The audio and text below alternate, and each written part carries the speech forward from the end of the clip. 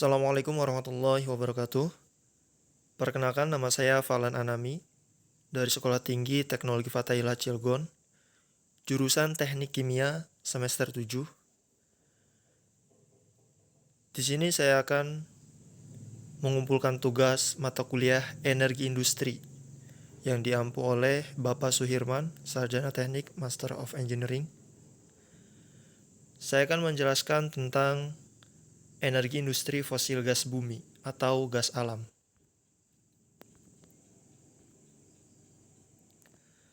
Komposisi gas alam tergantung dari tempat gas alam ditemukan, tetapi perbedaan komposisi gas alam tidak terlalu besar, sehingga tidak ada klasifikasi gas alam. Nah, di bawah ini ditunjukkan tabel gas alam. Ada variabel analisa dan hasil analisa. Metana, hasil analisa 75 sampai 95, etana 6 sampai 20, nitrogen 0,5 sampai 5, dan karbon dioksida 0,1 sampai 2. Pembakaran bahan bakar gas. Salah satu bahan bakar yang biasa digunakan adalah bahan bakar gas. Bahan bakar gas ini banyak dipakai di PLTG atau PLTGU, yaitu jenis gas alam atau natural gas. Adapun contoh komposisi dari gas alam bisa dilihat di bawah ini, yaitu ada metan, etan, propan, butan, pentan, hidrogen sulfide, karbon dioksida, dan nitrogen. Dengan persenannya. Di sini ada kelebihan gas alam sebagai bahan bakar. Dilihat dari komposisi bahan bakar gas, gas alam merupakan bahan bakar yang relatif bersih dan merupakan bahan bakar yang dianggap ideal karena dalam proses pembakaran tidak memerlukan persyaratan persiapan dan pencampuran dengan udara pembakaran yang terlalu rinci. Adapun kelemahan pemakaian bahan bakar gas atau gas alam dibandingkan dengan pemakaian bahan bakar lainnya, batu bara atau minyak, adalah bahwa gas alam merupakan bahan bakar yang sukar disimpan, karena gas alam mempunyai titik didih yang sangat rendah. Teknologi penyimpanan gas alam membutuhkan biaya yang sangat mahal, di mana penyimpanan gas alam dilakukan dengan cara pendinginan, kemudian dimasukkan dalam tangki dalam keadaan cair. Gas alam yang disimpan dalam bentuk liquid tersebut disebut LNG atau liquid natural gas. Biasanya unit pembangkit yang menggunakan gas alam sebagai bahan bakar terletak di dekat sumber atau tambang gas alam. Nilai kalor. Nilai kalor dari gas alam berkisar antara 36 sampai dengan 42 kJ per liter. Besarnya nilai kalor ditentukan oleh perbedaan komposisi dari gas alam tersebut. Karena perbedaan komposisi relatif tidak berbeda jauh, maka nilai kalor dari gas alam relatif hampir sama. Adapun bau dan warna, gas alam dari sumber atau tambang tidak berbau dan tidak berwarna, karena sifat gas alam yang sangat mudah terbakar, sehingga untuk mengetahui kebocoran dari gas alam, maka gas alam tersebut dalam penggunaannya di industri diberi bau yang menyengat.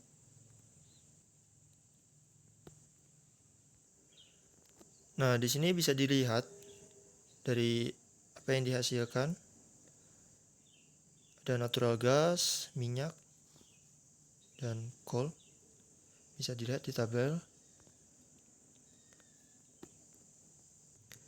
Nah, di sini juga bisa dilihat dari total energi di diagram lingkaran ini. Presentasenya. Dan di sebelahnya ada diagram batangnya, yaitu cadangan gas alam. Total cadangan gas alam yang diperkirakan pada tahun 2005. Nah, di sini cadangan gas alam di Indonesia, di daerah-daerah di Indonesia.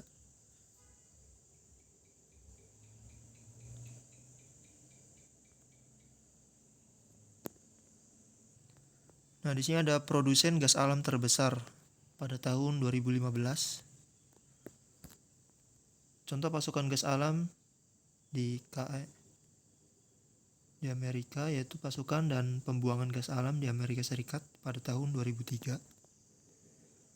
Persentasenya ada Amerika Serikat, Rusia, Iran, Qatar, Kanada, Cina, Norwegia, Saudi Arabia, Algeria, dan Indonesia.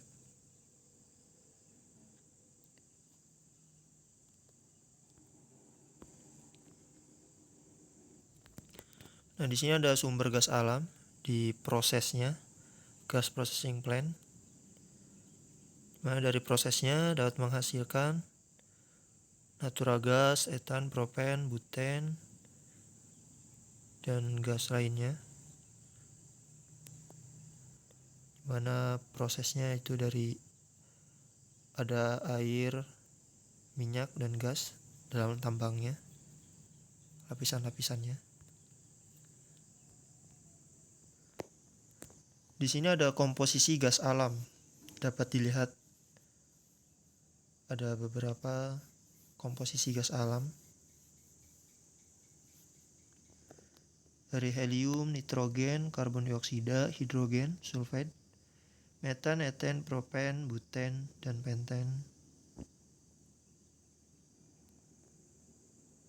Yang ada yang ketersediaannya di negara-negara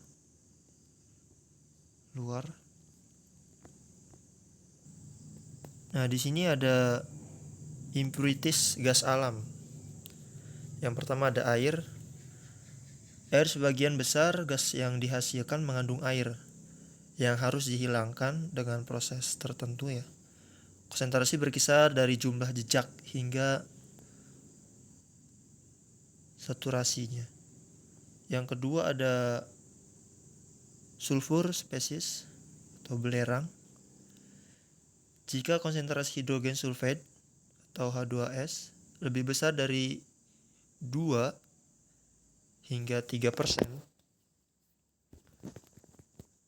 karbonal sulfide atau COS, karbon disulfide, CS2, unsur belerang, dan merapeten jika ada. Dan yang ketiga ada air raksa. Jumlah merkuri mungkin ada dalam beberapa gas. Kadar yang dilaporkan bervariasi dari 0,01 hingga 180 gram.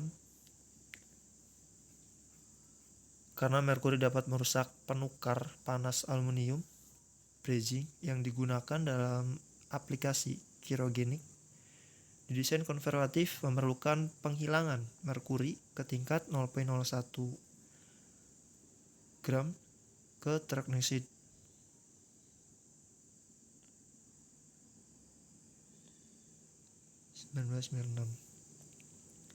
Sini ada norm, yaitu bahan radioaktif alami. Ini juga dapat menimbulkan masalah dalam proses gas. Radon gas radioaktif dapat terjadi pada gas kepala sumur pada level 1 hingga 1,450. Selanjutnya ada unsur encer yang memiliki jumlah ekstrim komponen yang tidak diinginkan. Misalnya menurut Hobson dan Tritasos tahun 1985, sumur yang mengandung sebanyak 92% karbon dioksida, klorida, chlorado 88%, hidrogen sulfida, Alberta, Kanada, dan 86% nitrogen di Texas telah diamati. Selanjutnya ada oksigen.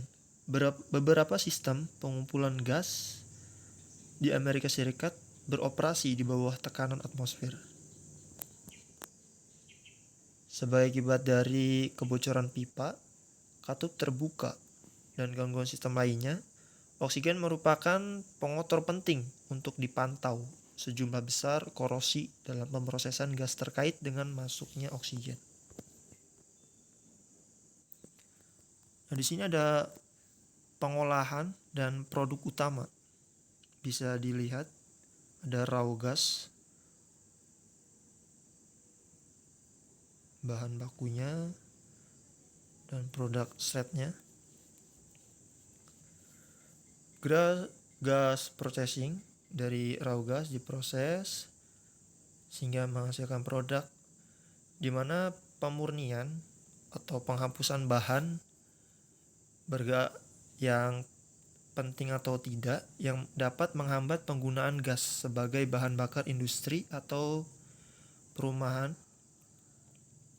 Selanjutnya ada pemisahan, yaitu memisahkan komponen yang memiliki nilai lebih besar sebagai bahan baku petrokimia, bahan bakar yang berdiri sendiri, atau misalnya propana atau gas industri, misalnya etana, helium. Selanjutnya ada pencairan atau peningkatan densitas energi gas untuk penyimpanan atau transportasinya. Selanjutnya ada kandungan gas dan aplikasinya. Yang pertama ada metan. Penggunaan metan, utama metana adalah sebagai bahan bakar. Ada untuk konstituen dominan dari kualitas pipa gas alam. Sejumlah besar metan digunakan sebagai bahan baku yang diproduksi bahan kimia industri, terutama amonia dan metanol. Selanjutnya ada etana atau etan. Sebagai besar etana yang digunakan di Amerika Serikat berasal dari pabrik gas, dan sisanya adalah penyulingan dan impor. Selain dibiarkan dalam gas untuk digunakan sebagai bahan bakar, etana adalah digunakan untuk produksi etilen atau bahan baku untuk polietilen.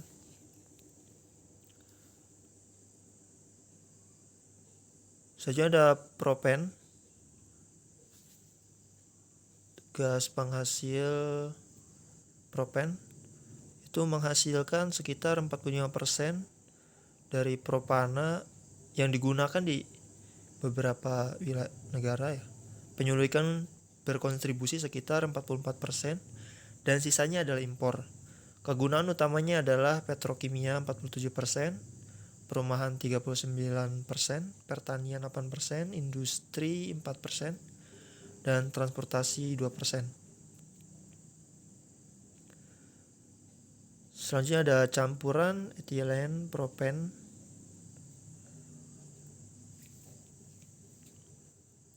Yang difraksinasi menjadi berbagai aliran hidrokarbon butana bersama dengan bagian dari propana. Di sini kadang-kadang dipisahkan untuk digunakan di pasar lokal karena dapat diangkut dengan truk.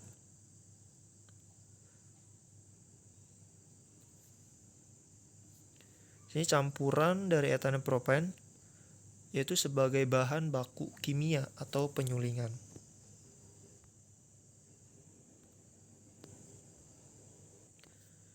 Di sini ada isobuten, sekitar 42% dari pasokan isobuten yang berasal dari pabrik gas. Pasokan kilang sekitar 5%. Persentase ini tidak termasuk konsumsi isobuten di dalam kilang. Dan impor bertanggung jawab sekitar 12%. Isobuten dipasarkan dilengkapi dengan pabrik isometriasi yang mengubah N-buten menjadi isobuten. 3 pasar utama untuk isobuten adalah sebagai bahan baku untuk metil tersier butil ether, produksi yang sedang dihapus, sebagai bahan baku dalam produksi formulasi ulang bensin, dan sebagai bahan baku untuk produksi propilen oksida. Dan ada produksi pabrik gas N-buten menyumbang sekitar 63% dari total pasokan. Kilang menyumbang sekitar 31% dan sisanya adalah impor. Penggunaan domestik N-buten terutama dalam bensin, baik sebagai komponen pencampur atau melalui isometriasi menjadi isobuten, campuran buten dan propen yang digunakan secara khusus telah menggantikan halokarbon sebagai propilen yang disukai dalam aerosol. Sini produksi pabrik gas N-buten menyumbang sekitar 63% dari total pasokan. Kilang menyumbang sekitar 31%, dan sisanya adalah impor. Penggunaan domestic and butane, terutama dalam bensin, baik sebagai komponen pencampur atau melalui isomerisasi menjadi isobuten. Campuran buten dan propen yang diproduksi secara khusus telah menggantikan halokarbon sebagai propellan yang disukai dalam aerosol.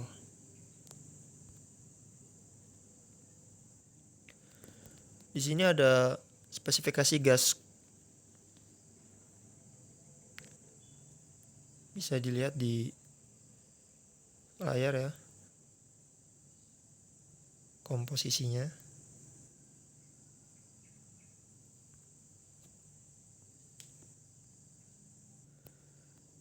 Di sini ada nilai pemanasan.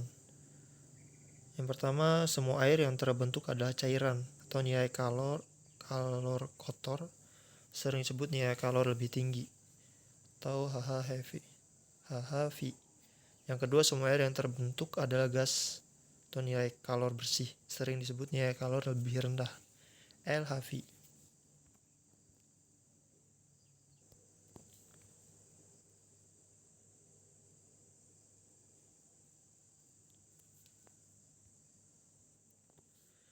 Di sini ada rumusnya untuk mencari pressure vapor.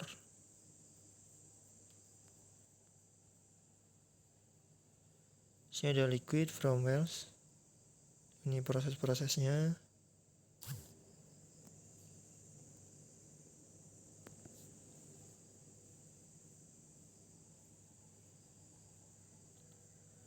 Nah, ini ada proses dari gas alam. Pertama, gas from wells masuk ke scrubber, terus ke kompresor, didinginkan di air cooler, jadi gas ke plant. Di sini ada air kondensatnya,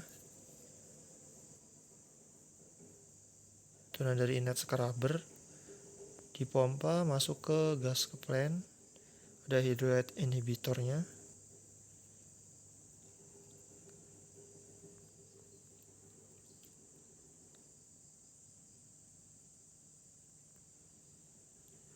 Sini ada contoh soal perhitungan hukum gas menentukan temperatur. Yaitu satu gas dengan volume 10 liter, tekanan 1,1 atom, dan temperatur 30 Celcius diubah menjadi 12 liter dan tekanan 0,8 atmosfer. Maka hitung temperatur gas yang dicapai. Sini cari V1, V2, T2 masihkan T2 sama dengan 264,4 K. Contoh 2, soal perhitungan tekanan gas pada temperatur tetap hukum Boyle. Sejumlah gas karbon dioksida berada dalam ruang yang volumenya 50 liter. Tekanannya 1 atmosfer dalam temperatur ruang jika volumenya diubah menjadi 3 kali dengan suhu konstan. Berapa tekanannya? Diketahui V1 yang 10 liter, tekanannya 1 atmosfer, V2-nya 3 V1 sama dengan 150 liter. Rumus menghitung tekanan gas volume berubah temperatur tetap konstan. Sini perubahan tekanan yang diakibatkan perubahan volume pada suhu tetap dapat dirumuskan sebagai persamaan hukum Boyle sebagai berikut. Nah, di sini dilihat jadi tekanan setelah perubahan volume ada suhu tetap adalah setengah atmosfer. Contoh soal perhitungan tekanan gas pada temperatur tetap, hukum Carlos. Dalam tabung yang tutupnya dapat bergerak sehingga volumenya dapat berubah berisi gas 1,2 liter dengan temperatur 27 Celcius, tekanan gas adalah 1 atmosfer. Diketahui V1 1,2 liter, temperaturnya 27 derajat Celcius, dijadikan sebagai Kelvin, jadi 300 Kelvin. Rumus perhitungan hukum Carlos, volume gas pada tekanan tetap. Bisa dilihat, jadi volume setelah temperatur dinaikkan pada tekanan tetap adalah 1,32 liter. Contoh soal perhitungan temperatur dan jumlah mol gas helium dalam silinder tertutup. Bisa dilihat contohnya.